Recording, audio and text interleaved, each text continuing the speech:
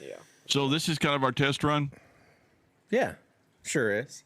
Yeah, we're just. Okay. You Yeah, want to talk so about here's- the topic that here's a you were question. talking about Sunday? How about that? Topic you were talking about Sunday. Well, I really would like to have next. We'll have one of our Irish friends in here. I would love to get his opinion on it Oh, because he's so diplomatic, and we've already chatted about this. He does not agree with us, so that'd be cool. I'll take his side just so it's 2 on 2. No, you won't. I will. I get great at playing devil's advocate. well, it's not about predestination and election. It's about predeterminism, and there is a difference between the two. And I'm just kind of touching on how nobody has a problem with Israel when it comes to predeterminism. That God before the beginning of time picked Israel to be His chosen people. That Jesus, that passage in Revelation 13 where it says, Jesus was slain before the foundation of the world. Nobody has a problem with that. That the plan was already in effect before the foundation of the world. Mm-hmm. And so that's predeterminism. And people have this kind of sense that it begins and ends with Israel, and then God quit doing it after that. And it's like that's not accurate.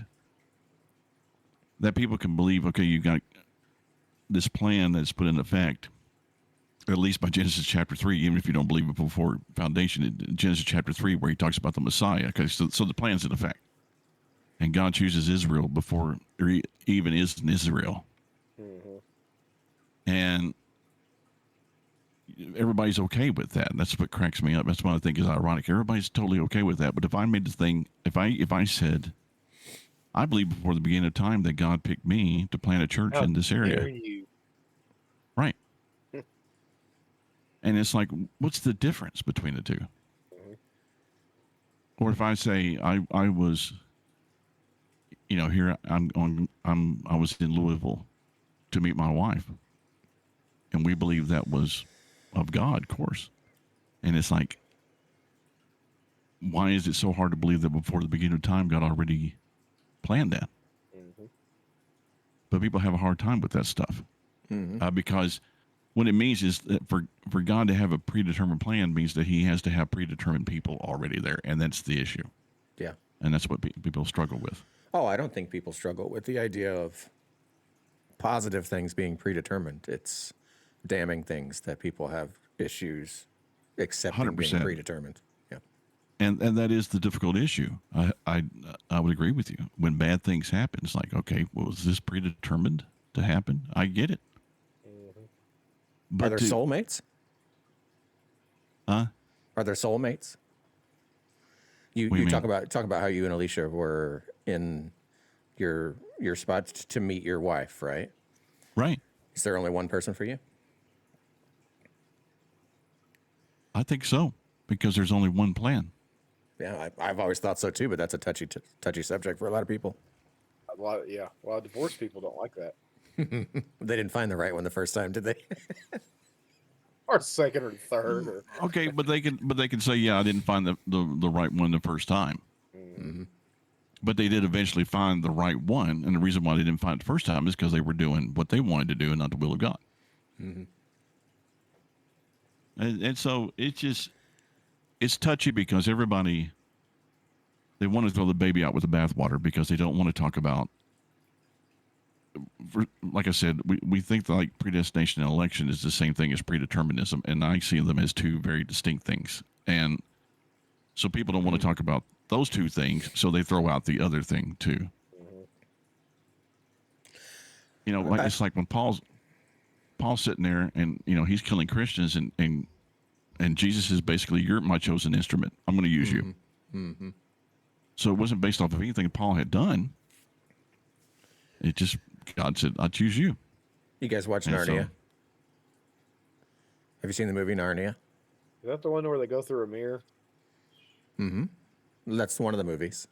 The Lion, Witch, and Wardrobe? Yes. I've seen bits and pieces.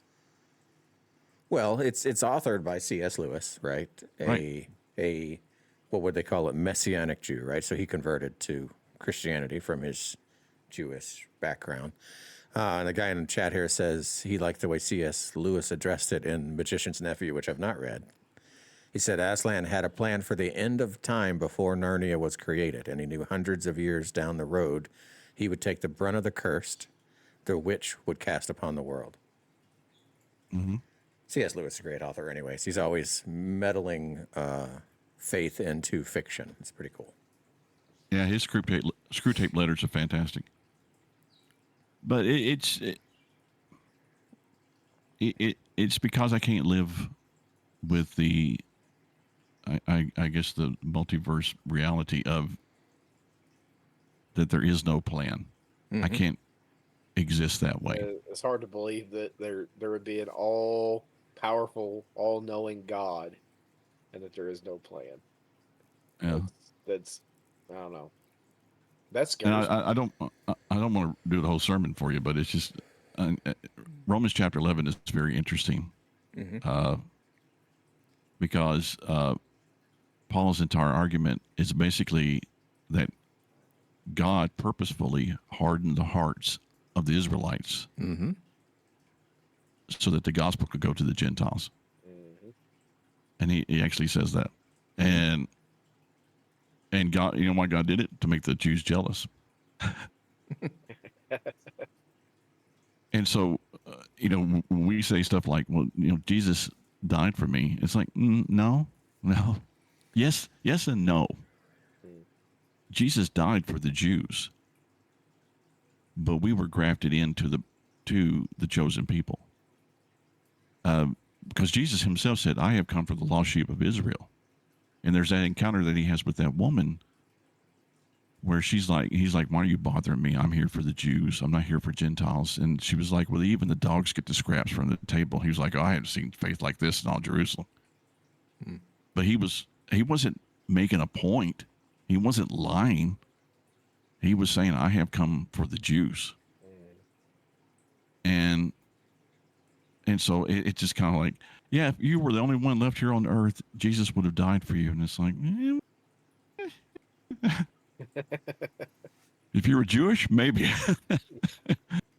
If you're a Gentile, good luck. But that doesn't change anything as far as I'm concerned. Right. But we kind of have this kind of mentality that Jesus died for me because he loved me. No, Jesus died for you first and foremost because he wanted to glorify his Father. And secondly, he died for the Jews, and you're a Gentile, you get the scraps. And they're good scraps.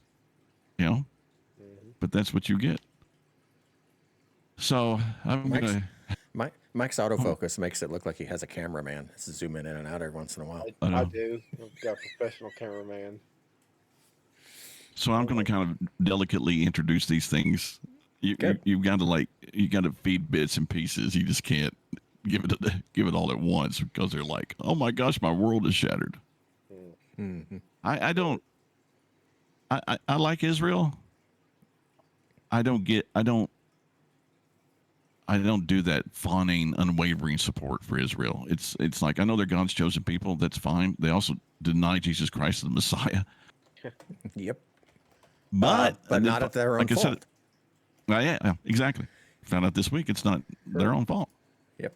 And you would and it answers questions because I know I've read it before. It's just like, why is it just clicking now? But it answers a lot of questions because why would they be this way? And it's because they don't have a choice. But then again, God, it's all random chances and circumstances anyway. God doesn't have a plan. We're just kind of skating through, doing our own thing. It's so stupid. I can't even talk about it. There's no it is. It's one of the dumbest things to believe. God has a plan. Well, not really. Yeah. He's reacting to what you do, so it's not really a plan. You in 11? Yeah, I was just scrolling through it in case anybody wanted to pause it and read what you were talking about. Yep.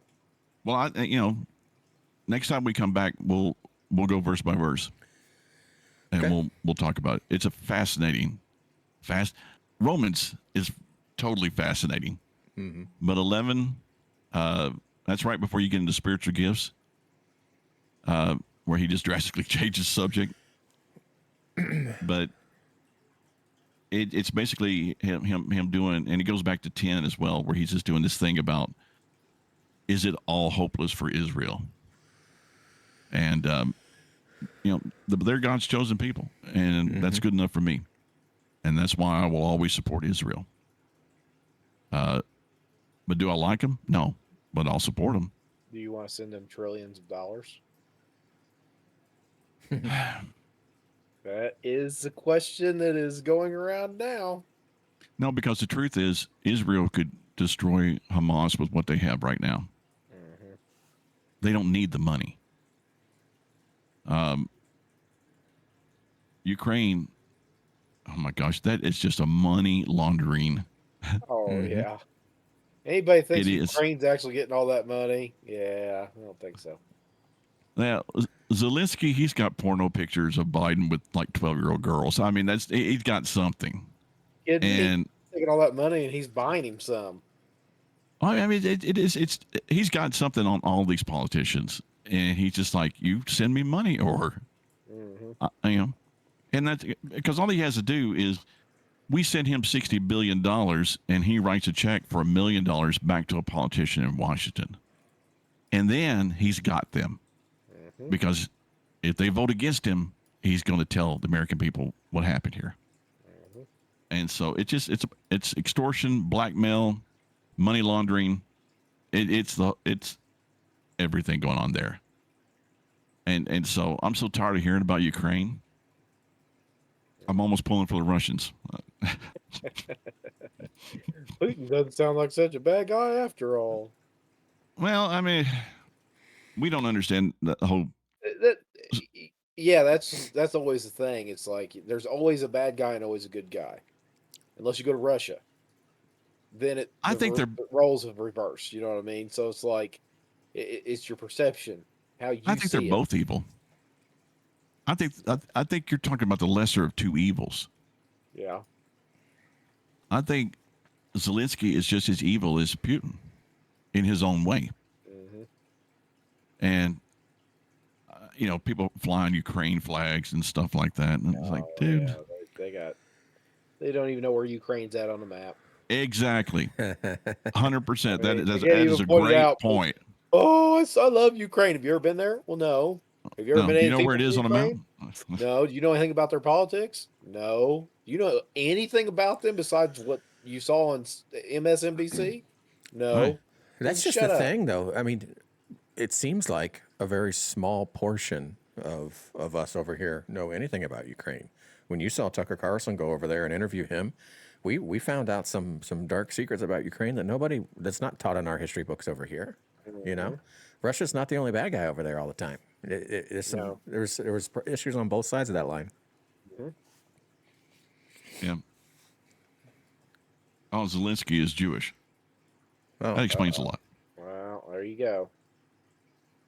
If we're going to come back and talk about Romans, I'll throw another future topic for both of you to think about or read about, and it's the idea of how the gospel beat Paul to Rome, and was it a true gospel or was it a false gospel, and what does that mean for Roman Catholicism today? We can address that at some point. But also how, like,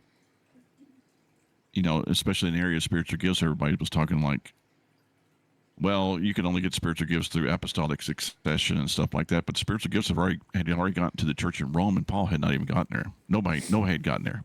Mm-hmm. So they were literally a gift from the Spirit, not from apostolic succession. Like he had the hands laid on you from an apostle and stuff like that. No. Romans is great. I'm going back and doing it, but it ties into what we're going through the Old Testament. It ties in to what we're talking about. Yep. But I'd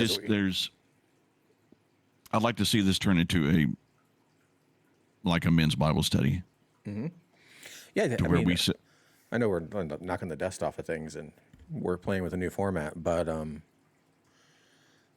definitely different sections. He was muted, but he was talking about how we are passionate about three things.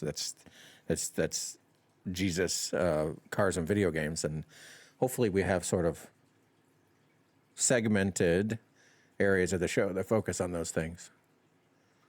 Well, I mean, you could we could do the Bible study at the very beginning, and then at the end, because we could talk about cars and stuff like that.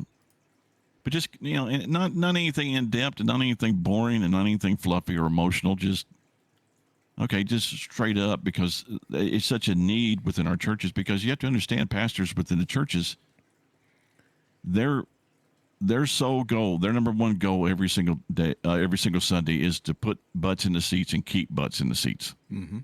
Discipleship does not do that. Discipleship works actually the opposite. It kind of clears out the congregation when you start talking about true discipleship.